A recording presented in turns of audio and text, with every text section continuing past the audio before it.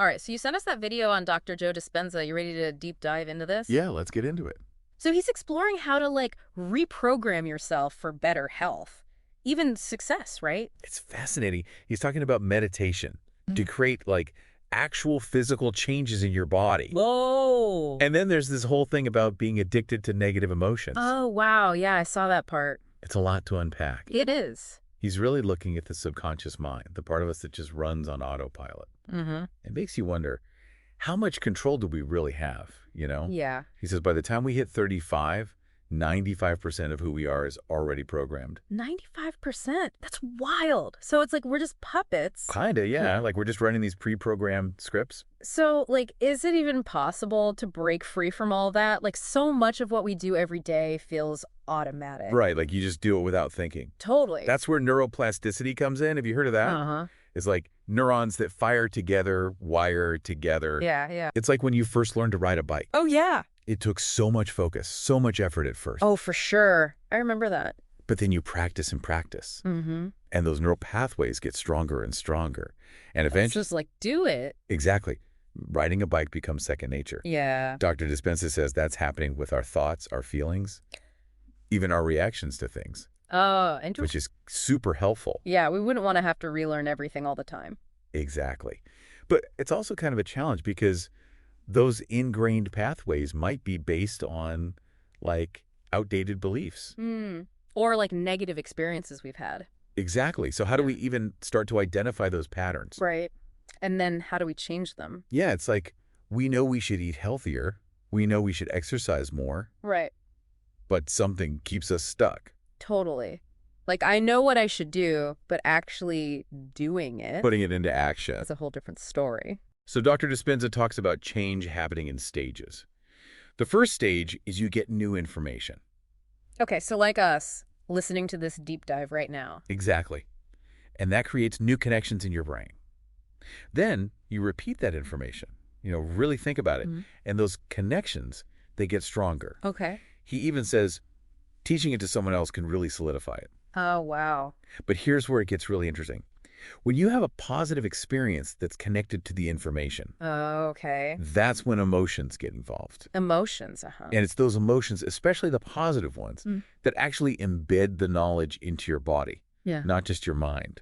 Ah, so it's not just intellectually getting it. Right. It has to go deeper. It's about feeling it, in your gut. Exactly. You're really experiencing the benefits of what you've learned. Okay, that makes sense. So then how do we create those experiences? Well, Dr. Dispenza brings up this idea of mental rehearsal. It's a really powerful tool for change. Think about athletes who are mentally rehearsing their moves over and over. Oh, yeah. Or musicians who are practicing in their heads. Exactly. And there's research that shows this mental rehearsal actually creates physical changes in the brain, Really? similar to actually performing the activity. Wow. Like they did a study with piano players. Oh, cool. The ones who mentally practice playing scales, they actually developed similar brain changes to those who physically practiced. So you're saying our brains can't tell the difference between what's real and what we're imagining. Pretty much, yeah. That's so wild. And that's great news. It means we can use mental rehearsal to, prime our brains for new behaviors. We can visualize ourselves making healthier choices. We can even visualize ourselves responding to stressful situations with more calm, more confidence. Okay, I'm starting to see how this all connects, but what about those, really deep-seated things? Traumas? Behaviors that are so ingrained they feel impossible to change? That's a great question. And it leads us to one of Dr. Dispenza's more controversial ideas. Okay, I'm intrigued. The concept of being addicted to negative emotions. And addictive. Yeah. Wow. He believes that even those really tough challenges, we can overcome them. Okay. But it takes consistent effort Mm-hmm. and a willingness to face those uncomfortable emotions, the ones we've been trying to avoid. So what does that even mean, to be addicted to negative emotions? I mean, I can see how it relates to, late night cravings. Right. You're trying to numb out or escape those feelings of stress or guilt, maybe, Yeah. with the bowl of ice cream? That's a perfect example. Yeah. Dr. Dispenza suggests that instead of numbing out or escaping those negative emotions, we need to learn to sit with them Sit with them, okay. and understand where they're coming from. We get stuck in a cycle of seeking external things to make us feel better. Food, shopping, Scrolling social media. Yeah, whatever your thing is. Exactly. But those things, they only provide temporary relief, right? Right, and a lot of times they end up making us feel worse in the long run. Okay. So what's the alternative? It's about identifying the patterns. What are you reaching for? Okay. And then asking yourself, what positive emotion could I cultivate instead of reaching for that external fix? Ah, so it's like instead of being controlled by my cravings, I can start to make conscious choices about how I want to feel. Exactly. Right. I like that. And that brings us to another really important part of Dr. Dispenza's approach, the power of starting your day intentionally. Ooh, morning routines. I love a good morning routine. He's a huge advocate for them. Morning routines that put self-reflection first Okay. and set the tone for the day before you get swept up in all the chaos. I've got to admit, his personal morning routine is a bit extreme for me. Waking up at 4:30? And meditating for 2 hours. I'd need a whole extra pot of coffee for that. Yeah, he's pretty dedicated. He is, but I get the principle. It's about being proactive, intentional about how you want your day to unfold. Right. Instead of letting, those old habits and external distractions dictate your mood. He talked about how most people reach for their phones first thing in the morning. Oh, yeah. Yeah. And immediately get sucked into that reactive mode. Scrolling, scrolling, scrolling. He says the morning is actually a prime opportunity to interrupt those habitual patterns and choose a different path. So instead of scrolling through social media and letting all that stuff determine how I feel, I could create a space for myself to Exactly. connect with like my own inner wisdom Yeah. and set a more positive intention for the day. It's about reclaiming control, choosing how you want to show up. Okay, I love that. And that brings us to this really fascinating aspect of Dr. Dispenza's work. The idea that individual transformation, like what we've been talking about, that can actually ripple outward and create positive change on a collective level. Oh, okay. He's launched this thing called the Global Walk Initiative. People all over the world, they meditate and walk together Together, yeah. with a shared intention for peace and positive change. Oh, wow. It's amazing. It reminds me of all that research on peace gathering. Oh, yeah. Thousands of people meditating together. And it actually has a measurable impact on crime rates. It's incredible. It's like our collective consciousness can actually create a ripple effect of positive change. Okay, that's powerful stuff. So it's not just about me improving my life. All right. It's about contributing to something bigger. Exactly. We're all connected. I like that. It makes you wonder, what could we achieve if we all tapped into that collective power, more intentionally? That is a mind-blowing thought. It is. It is. And it really speaks to Dr. Dispenza's core message. We are far more powerful than we realize, both as individuals and as a collective. But here's the thing. He's not just talking about, like, airy-fairy, feel-good stuff. Right. He's grounding his work in actual science. He and his team are using things like brain scans, heart rate variability measurements, even those random event generators Wow. to track how our thoughts and emotions are actually impacting, like, our physical reality. What are they finding? The results are pretty astonishing. It really feels like he's bridging that gap between ancient wisdom traditions and modern science. It's a great combination. I think that's what makes his work so compelling. Yeah, I agree. He's not asking us to just believe what he says. He's showing us the evidence. He's encouraging us to become, like, active participants in our own transformation. Exactly. And it's clear from the video you sent that he's walking the talk himself. He's had some pretty profound experiences. They've really shaped his perspective. What stood out to you about his journey? Well, the story about how he healed himself. After breaking 6 vertebrae in his spine? Yeah, that one. It's pretty incredible. He basically chose to forego surgery. And instead, he dedicated himself to, like, retraining his brain, harnessing the power of his mind to heal his body. That takes a serious level of belief and commitment. It does. It makes you wonder what other, like, seemingly impossible feats we might be capable of if we could truly harness the power of our minds. That's what's so exciting about his research. He's constantly pushing the boundaries of what we believe is possible. It's inspiring. It is. It really highlights the power of belief and how our thoughts, our expectations can influence our healing. He described those 6.5 weeks, where he had to rewire his brain. He called it a dark night of the soul. Intense. It was.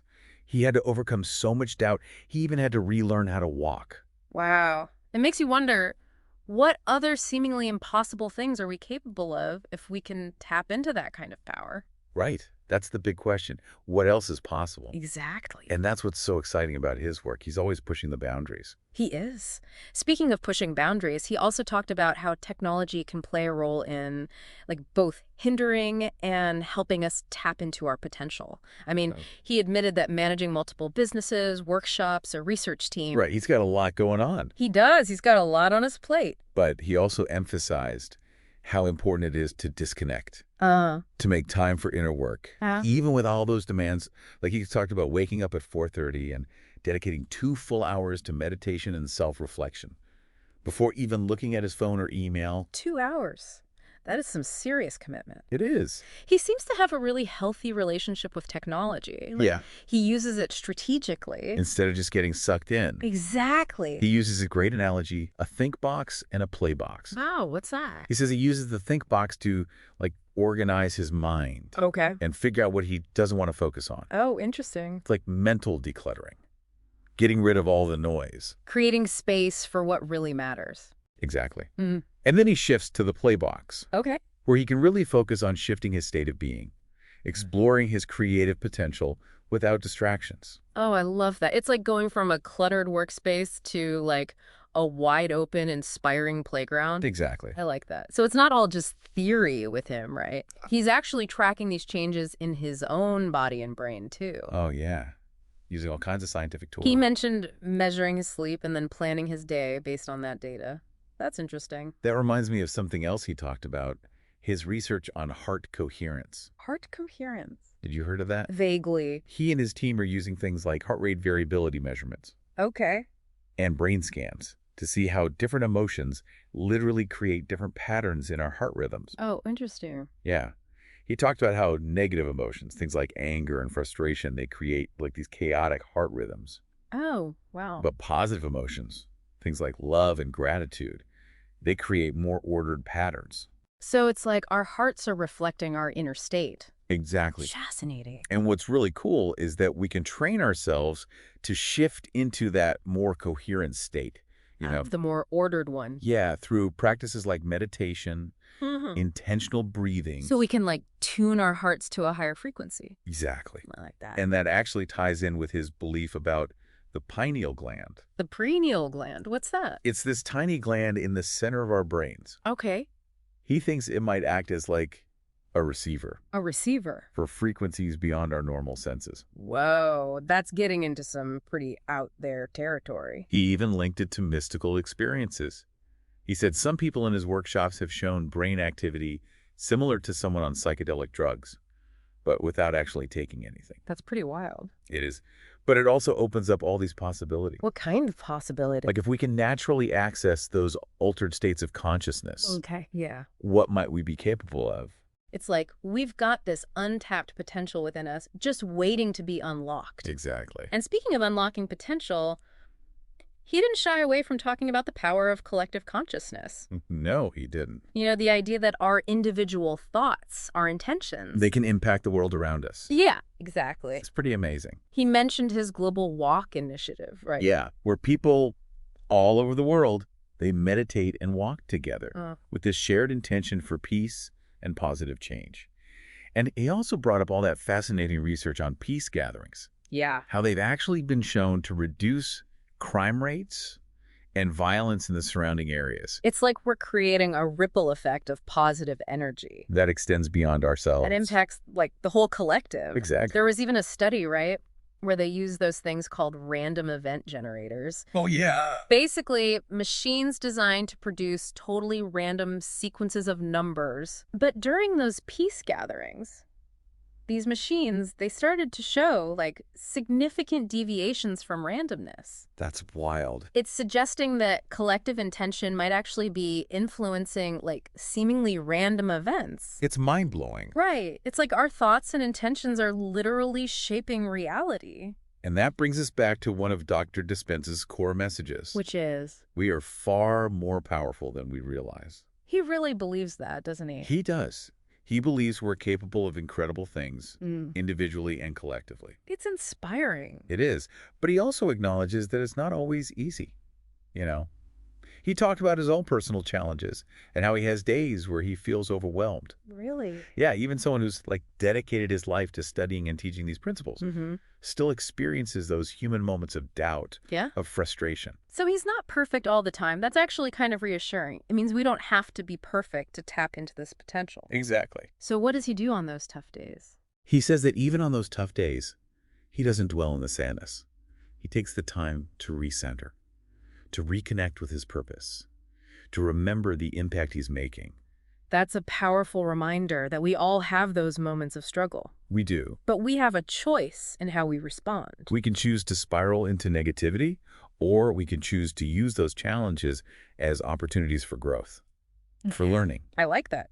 He also shared some really insightful things about what brings him happiness, and it really resonated with me. Oh, yeah. What was it? He said that he finds happiness in not needing anyone or anything external to make him happy. Wow, that's a profound insight. It is. It's about cultivating that inner peace, that inner fulfillment that's not dependent on circumstances or other people. That's something we can all work towards. Definitely. And he emphasized that it's a continual process, a journey of self-discovery and growth. Even with all his knowledge, all his accomplishments, he's still learning. He's still evolving. I find that really inspiring. It shows that we can always continue to expand our understanding, to deepen our connection to ourselves and the world around us. Absolutely. It makes you wonder, what else is possible? If we can rewire our brains, heal our bodies, even influence reality with our thoughts, what other limits might we be able to transcend? That's the exciting part. The journey of exploring our own potential and discovering what lies beyond the boundaries of our current perception. I like that. It's a reminder to stay curious, open to the infinite possibilities that exist.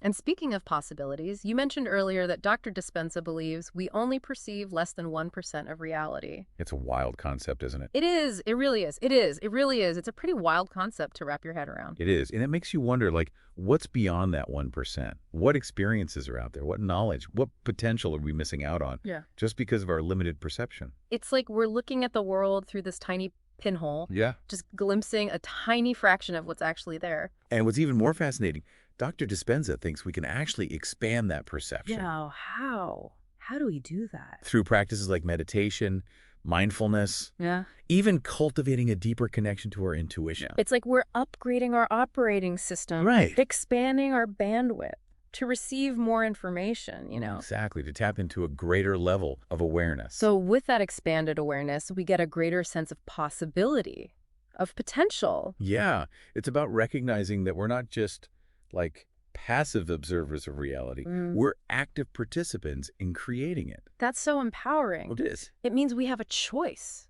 in how we experience the world and what we create in our lives. And that brings us back to one of the key takeaways from this whole deep dive. You have the power to reprogram your brain for greater health, happiness, and success. It's not always easy, though, is it? It's not. But with consistent effort and a willingness to step outside your comfort zone, you can literally create a new reality for yourself. So what does this all mean for you right now as you continue exploring Dr. Dispenza's work? As you're experimenting with these concepts, remember his closing message from the video you sent us. Oh, yeah. It's important for people to believe in themselves. We're greater than we think, more powerful than we know, more unlimited than we could ever dream. I love that. Those are some wise words. They are? Wise words to live by. Believe in your own potential, embrace the journey of self-discovery, and never stop questioning, exploring, and pushing the boundaries of what you believe is possible. And that's what this deep dive has been all about, right? Definitely. Questioning, exploring, pushing boundaries. This has been an incredible deep dive, full of insights and inspiring ideas. We hope it sparked your curiosity and given you some tools you can actually use to start applying these concepts to your own life. Remember, this is just the beginning. The deep dive, I mean. Yeah, it's up to you now to take what resonates and integrate it into your own unique journey. Keep questioning, keep experimenting, and most importantly, keep believing in the power of your own mind to create a reality that is truly aligned with your highest potential. Until next time, keep diving deep. It really is. It's almost hard to imagine. Less than 1%, that's all we're really seeing. It makes you think, what's hiding in that other 99%? What amazing things are we missing out on? Because our perception is just so limited. Like there's a whole universe we're not even tuned into. Yeah. And the coolest thing, Dr. Dispenza believes we can actually expand our perception Really? Like how? through things like meditation, being mindful, really tapping into our intuition. You know what that sounds like? It sounds like we're upgrading our operating system. Totally. We're expanding how much we can take in, how much we can be aware of. So then we'd be able to see more, experience more of that reality he was talking about. Exactly. And that comes with a whole new level of possibility. Mm. It means we realize we're not just watching life happen. We're creating it. Wow. That's powerful. It is, right? Knowing we actually have a choice in how we experience the world, in what we create in our lives. And that brings us right back to what we've been talking about this whole time. You have the power to reprogram your brain for greater health, for happiness, for success. It's not always going to be easy, though. It's not. It takes effort. It takes putting in the work. But if you're willing to step outside that comfort zone, you can create a whole new reality for yourself. It's a journey, isn't it? It is. And remember what Dr. Dispenza said. It's important for people to believe in themselves. Yeah. We're greater than we think, more powerful than we know, more unlimited than we could ever dream. Such good advice.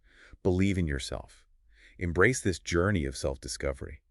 And never stop questioning, exploring, pushing those boundaries of what you think is possible. That's what we've been doing today, right? Yeah, I've been questioning, exploring, pushing those boundaries. This has been an incredible deep dive. So much good information, so many inspiring ideas. It has. I hope this deep dive has sparked your curiosity, given you some new tools to try out, to start applying these concepts to your own life. Yeah. Remember, this deep dive, it's just the beginning. Now it's your turn. Take what resonates with you. Make it your own. Keep questioning. Keep experimenting. And most importantly, keep believing in the power of your own mind. You can create a life that's truly aligned with your highest potential. Until next time, keep diving deep.